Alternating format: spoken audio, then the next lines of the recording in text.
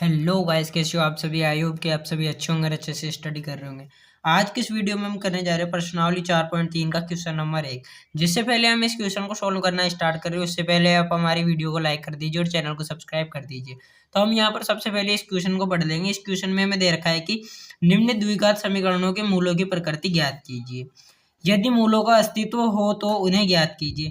यानी कि हमें यहाँ पर ये 3 समीकरणें दे रखी है, इनको हमें सोल्व करना है। सोल्व करके इनकी प्रकृति ज्ञात करनी है। प्रकृति अगर इनके मूल हमारे पास वास्तविक आते हैं तो सॉरी तो इनके मूल भी हमें ज्ञात करने हैं। तो चलो अब हम इस क्वेश्चन को सॉल्व करना स्टार्ट कर देते हैं।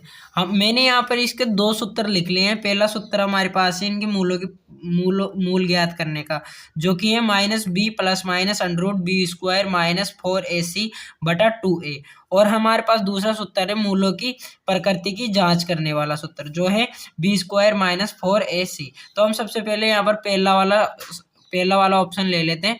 पहले वाले ऑप्शन को हम यहाँ पर लिख लेंगे।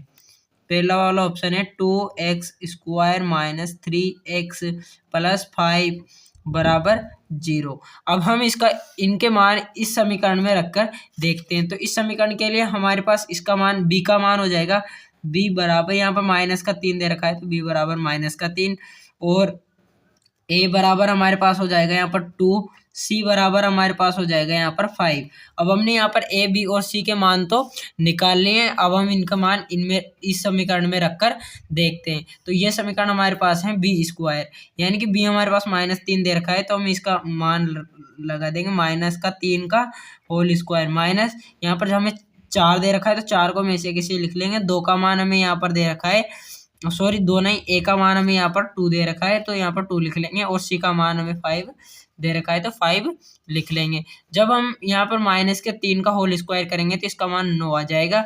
अगर हम माइनस को माइनस से गुणा करते हैं तो प्लस हो जाता है, इसलिए ये भी प्लस का 9 आएगा माइनस। जब हम यहाँ पर 5, 4 और 2 को गुणा करेंगे तो इसका मान हमारे पास 40 आ जाएगा। जब 9 में से माइनस का 40 जाएगा तो बराबर में हमारे पास इसका मान आ जाएगा -31।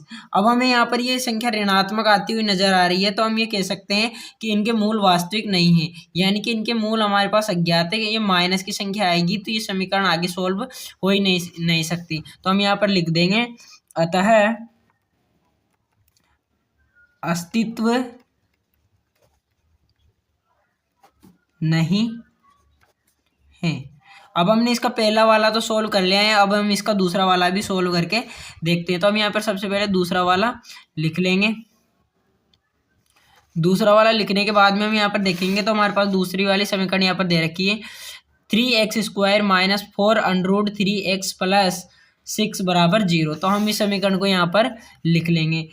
समीकरण थी 3x square -4 under 3x plus 6 बराबर 0। अब हम सबसे पहले इनके मूलों की प्रकृति ज्ञात करेंगे। मूलों की प्रकृति ज्ञात करने का सूत्र हमारे पास था b स्क्वायर -4ac। अब हम यहाँ पर सबसे पहले यहाँ पर देखेंगे कि इस सूत्र में b का मान और a का मान और c का मान हमारे पास क्या क्या है। तो हम यहाँ पर लिख लेंगे।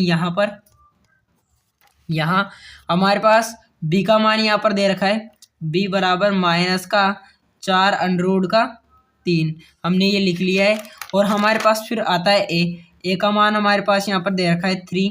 फिर आता है हमारे पास c का मान हमारे पास यहाँ पर दे रखा है 6। तो हम यहाँ पर c का मान यहाँ पर लिख लेंगे 6। जब हम इनके मानों को इस समीकरण में रखकर देखेंगे तो हमारे पास इसका मान आ जाएगा कुछ b स्क्वायर हमारे पास यहाँ पर b का मान दे रखा है -4 अंडर 3। हम -4 अंडर 3 का वर्ग करेंगे तो हमारे पास इसका मान आ जाएगा। और आगे हम देखेंगे -4 को 4 लिख देंगे। a की जगह हमें दे रखा है 3, तो हम इसका 3 लिख लेंगे। c की जगह दे रखा है हमें 6, तो हम इसको 6 का 6 लिख लेंगे। जब हम -4 का वर्ग करेंगे तो इसका मान हमारे पास आ जाएगा 16 इंटू जब 3 का अंडर 3 का वर्ग करेंगे तो इसका मान आ जाएगा 3 माइनस जब हम 4, 3 और 6 को गुणा करेंगे तो इसका मान आ जाएगा 6 गुना 18 और 18 को हम 6 से यहाँ पर गुणा कर लेंगे तो 18 इंटू 6। जब हम 16 इंटू 3 करेंगे तो हमारे पास इसका मान आ जाएगा 16 कम 16 16 32 16 तिया 48। तो इसका मान 48 माइनस 18 को हम 6 से गुणा करेंगे तो इसका मान आ जाएगा 18 18 18 दूनी 36 18 तिया 54 18 चौक 72 18 पंजी 90 18 छिक्की 108। जब हम यहाँ पर देखेंगे तो यहाँ पर प्लस के 48 में से माइनस के 108 जाएंगे तो इसका मान हमारे पास आएगा माइनस का 60। अब चूंकि हमारे पास ये मान माइनस में आ रहा है तो इसके भी मूल वास्तविक नहीं होंगे तो हम यहाँ लिख देंगे कि अतः इस समीकरण का अस्तित्व नहीं है। अब हमारे पास इसका ऑप्शन नंबर 3 बचता है तो हमारे पास ऑप्शन नंबर 3 यहाँ पर दे रखा है 2x² माइनस 6x प्लस 3 बराबर 0। अब हम इस 3 वाले को भी सोल्व कर मैंने यहाँ पर इसका ऑप्शन नंबर 3 लिख लिया है। अब हम सबसे पहले इसके मूलों की प्रकृति ज्ञात करेंगे। मूलों की प्रकृति ज्ञात करने के लिए हमें सबसे पहले यहाँ पर इसका मान हमें इस सूत्र में रखना होगा b² माइनस 4ac। इस सूत्र में हम इसकी मूलों की प्रकृति ज्ञात कर लेंगे। तो b यहाँ पर हमें b का मान दे रखा है b बराबर यहाँ पर -6 दे रखा है, a का मान यहाँ पर हमारे पास दे रखा है 2 और c का मान हमारे पास यहाँ पर दे रखा है 3। जब हम इन सभी का मान इस समीकरण में रख के देखेंगे तो हमें इनके मूलों की प्रकृति का पता चल जाएगा। जब हमें यहाँ पर माइनस के 6 यहाँ पर रख देंगे और इसका वर्ग कर देंगे माइनस यहाँ पे 4 का 4 रहेगा, a की जगह हम 2 लिख देंगे और c की जगह हम 3 लिख देंगे। जब -6 का हम वर्ग करेंगे तो इसका मान हमारे पास 36 आ जाएगा माइनस। जब हम यहाँ पर 3 2 और 4 को हम मल्टीप्लाई करेंगे तो इनका मान हमारे पास आ जाएगा 6 12 6 को 24। जब हमारे पास यहाँ पर 36 में से 24 जाएगा तो इसका मान हमारे पास 12 आ जाएगा।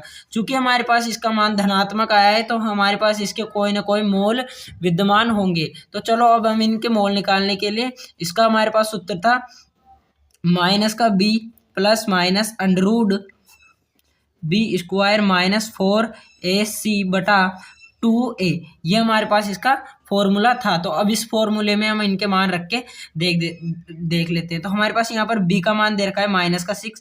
जब हम यहाँ पर -6 को रखेंगे और ये -1 हमारे पास पहले से दे रखा है तो हमारे पास +6 हो जाएगा। तो यहाँ पर हम प्लस माइनस ऐसे लगा लेंगे। चूंकि हमने यहाँ पर अंडररूट लगा लिया है और b² माइनस 4ac का मान हमें अभी यहाँ से 12 निकाला था तो हम 12 को ऐसे कैसे लिख देंगे बटा यहाँ पर 2a हमें दे रखा है तो हम 2 लिख लेंगे। a का मान हमारे पास यहाँ पर 2 दे रखा है, इसे भी हम ऐसे कैसे लिख लेंगे।